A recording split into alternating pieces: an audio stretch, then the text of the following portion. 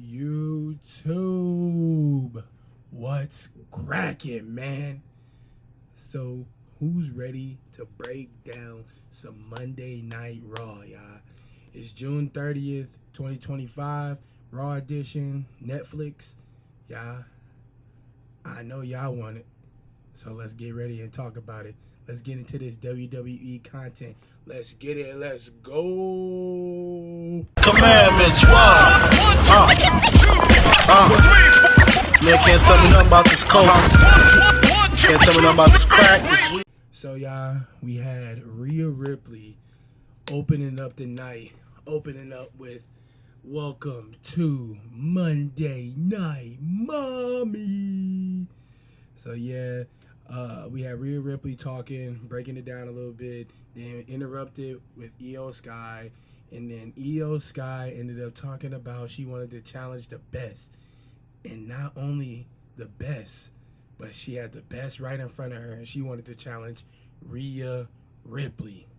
So for Evolution, we have Rhea Ripley versus Io Sky, y'all. I can't lie. I like it. I like what I'm seeing. I like what I'm hearing. I think this is going to be another good match. I don't see them having Rhea Ripley lose again, but I would love to see Io Sky versus Asuka. See, that's what I want to see. So I can't be mad if Io Sky retains, because quite frankly, Io Sky versus Asuka would be a banger, but you can't be mad having Mommy back on top, man. You can't be mad at it. Tell me somebody who's going to be mad about Mommy being back on top. I know people complain about, oh, Rhea Ripley keeps getting all these championship matches, but, yeah, name somebody better than Rhea Ripley right now. You know, her and Liv Morgan, they've been holding down the fort. You know what I mean? But, so, I really enjoyed the Io Sky versus Rhea Ripley talk or whatever. We're going to be rating everything. This is the first video. So we're going to be rating everything in the dope, mediocre, and trash category. So we're going to put that in the dope category. Next, we got Judgment Day versus the New Day. Y'all, why did it kind of feel like the Judgment Day is kind of like they kind of get in like a crowd reaction, a good crowd reaction, like a babyface crowd reaction. I'm like, what? You know, obviously you gotta like the Judgment Day more than the New Day, but to break down the match, you had a really good match between the Judgment Day and the New Day. Good chemistry. You know, they had a lot of title matches against each other, so you was coming in expecting a good match, and overall, the New Day had hit him with a cheating. Hit him with the belt in the back, and then Finn Balor still kicks out. Finn Balor looking like the freaking GOAT that he is, man. Put some respect on my boy Finn Balor name. But we got Finn Balor and JD McDonough ended up winning the match for the Judgment Day. And I can't be mad about this one, y'all. I'm going to go ahead and say this is a part of the dope category, y'all. I truly enjoyed seeing the Judgment Day back on top, y'all. This was cool to see, and then you had Dominic Mysterio come out there with him.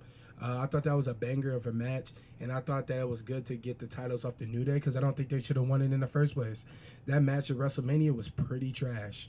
It was really trash. So I thought it was cool, and I enjoyed it. I put that in the dope category. You can't be mad about the New Day being back on top, y'all, and it was a banger of a match. Then we had a banger of a match between Sheamus and Rusev. Y'all, this match had everything you wanted to see. Two strong men clashing. You had brutal brutal physical match, y'all. This match was amazing for me. That was you could tell they had good chemistry, and obviously they're edging it on for a bigger storyline. And I think this right here was a really good part of the show. And this is the match of the night for me. I thought this was a really good match. So I'm gonna put the match at dope, but I'm gonna put the finish at mediocre. I didn't like how that finish was. I thought that finish could have been a little bit better. Quite frankly, I would have like rather seen like Rusev get a cheap victory, not a clean finish, not a clean pin to keep that going. But the storyline is still going, obviously. But I wanted to see more of a cheap finish. I thought that would have been better for the storyline to keep going and everything. So a clean finish, and like I don't see what's really next for them. You know what I mean? I mean, it's just cooking up. I think this rivalry could be really good. I think this storyline could be really good if they put, effort into it. Hopefully it's not just a couple bangers and then they stop, or turn into a Carmelo Hayes and Andrade, fight where they fight every Monday Night Raw, which I can't be mad at because it was a banger. Like Sheamus said, are you not entertained? I thought that was so freaking dope, man. I thought it was so dope. But yeah, then we had Seth Rollins coming out. Whoa.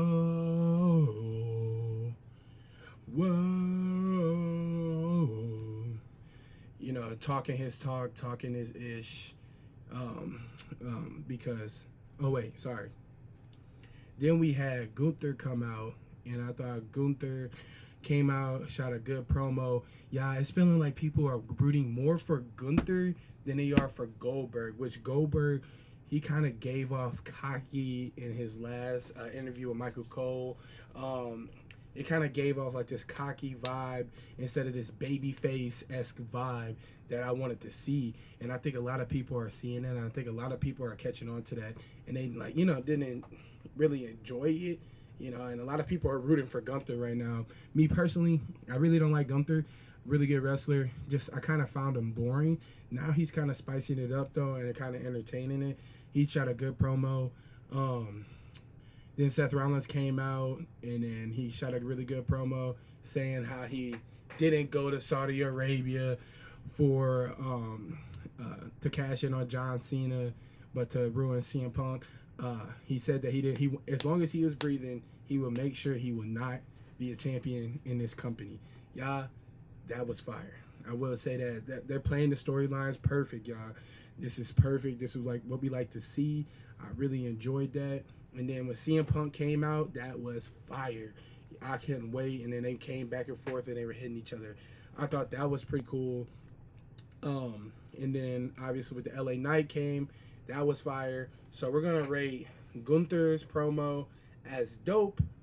We're gonna rate Seth Rollins' promo as dope. And then we're gonna rate CM Punk and them fighting was dope. Even though we keep seeing that every single time. The rivalry never gets old for me. I love it.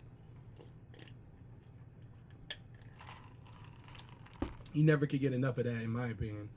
So, LA Knight pulling up on him in a crowd, dope. That's another dope category, y'all. But what I thought was the most interesting was the fact that CM Punk pushed Gunther. What we doing with that? Because we're going to see somewhat, I think we might see a tag team match, Roman Reigns or Johnson, like something. I feel like we're going to see a tag team with CM Punk in it, and we're going to have Seth Rollins, or it'll be a triple threat, or a triple tag, something, but CM Punk and Seth Rollins are going to have to do something to end it, but I see CM Punk ended up going for the World Heavyweight Championship. I can see that and him winning it. At some point, they're going to throw these storylines together. That's why I really enjoyed this. All these storylines are meshing up perfect. That's why everything in that category was dope to me. I could not complain at all. Then we had Bayley versus Valkyria. I thought it was cool. Wrestling was cool. I put it mediocre. I will say that. I kind of want to see that storyline keep going and keep pushing. I like the fact that I like the finish. A lot of people don't like the no winner finishes or whatever, or non-clean finishes. I thought that was a good one for them to keep that storyline going. I'm kind of just waiting on that storyline to keep going. See what WWE is going to do. Obviously, the obvious answer is going to be a triple threat, but they've been trying to make us on our toes, and they've been trying to make us, not being able to guess the next thing, but I think it's pretty obvious that they're gonna go with a triple threat. Let's be real. I mean, come on, come on. So it's gonna be a triple threat with them. I thought I was gonna see a Bailey heel turn, but I think I'm gonna see a Valkyria heel turn, especially after today. So if we see a Valkyria heel turn, I'll put that in the dope because I feel like that's well needed. I don't see a Bailey heel turn at all actually. And then they had a backstage segment with Finn Balor and JD McDonough, and then they made Roxanne Perez the champion, and they said that they're gonna have to challenge somebody from Raw, SmackDown, and NXT. I like what I hear.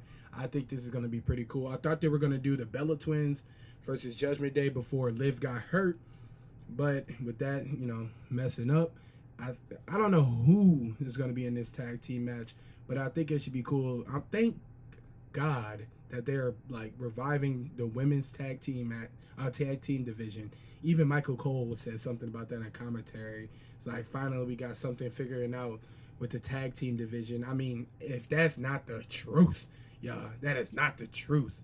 Come on, we need that. So I'll put that in the dope category. Overall, like before we finish, I thought Monday Night Raw was a great show after Night of Champions, the comeback show from Night of Champions. I thought this was a pretty good show. Keep the storylines going, keep the stories pushing. Main event.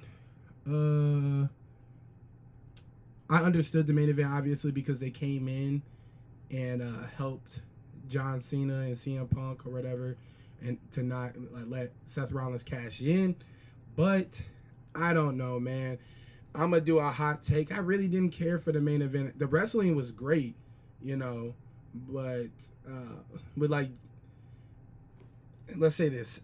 Sami Zayn looked good. Bronson Reed, Braun Breaker, Penta all looked good. The wrestling was all good. But I just don't know where do we go from here, Paul Heyman at the end was like calling Seth Rollins, and they said something about Plan B. I love the fact that Braun Breaker said that, Plan B is now. We start now.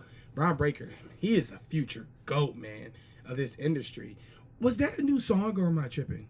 Was that a new song with them coming out? I don't know. Am I tripping? I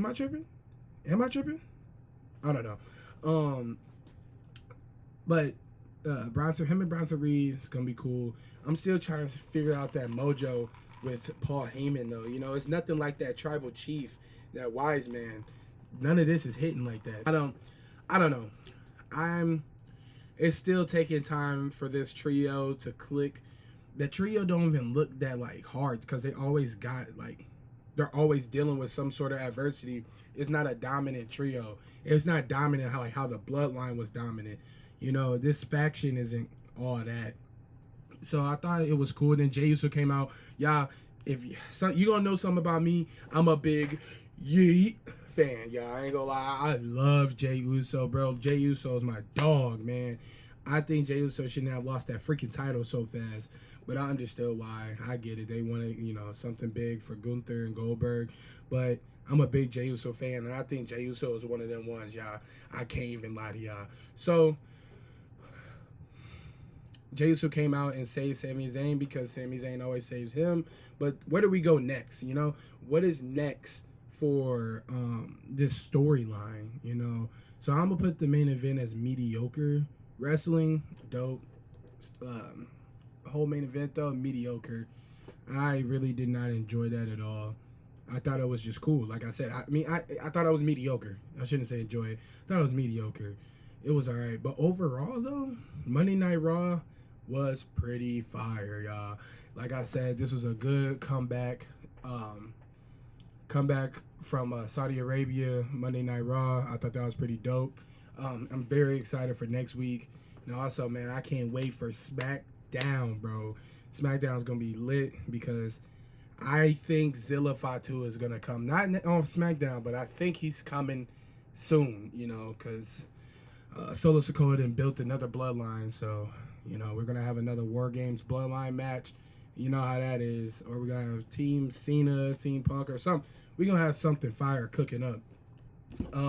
But yeah, y'all. to be honest with you, I think this is probably, like, it's not one of the best Monday Night Raws of the year, but it wasn't one of the worst Monday Nights of the year. Sami Zayn, he got beat up by Karrion Kross, so we got to see, like, what's going to happen with that. They're going to keep that storyline cooking. But, yeah, like, I will say, the one thing that was the least entertaining for me was the main event. I love my boy Penta, but I can't say that was like something that had me on my feet, that trio, they need to figure it out. They need to get that mojo with Paul Heyman, because I'm not feeling that Paul Heyman mojo at all, so overall though, we had more dopes than we had mediocre. We didn't have any trash, nothing trash. If they didn't bring up them freaking tag titles, them women tag titles, then it would have been in the trash category, y'all. Garbage can. But that's my take on the Monday Night Raw come back home show from Saudi Arabia of Night of Champions, or Night of Singles. Night of Singles Championships. Man, don't get me started with that. But yeah, y'all, I hope y'all enjoyed this video. This is the first video of many. Y'all hit that subscribe button, that like button, turn on them post notifications, and comment. I want to hear y'all. I want to talk to y'all, respond back to the comments. I'm real, responsive with that. So yeah, y'all, if y'all enjoyed this video, if you don't mind, repeat after me. Like I always say, I ain't gonna say nothing more, nothing less. Until next Dell Talk WWE, I'm gone. Peace. They'll be talking too much.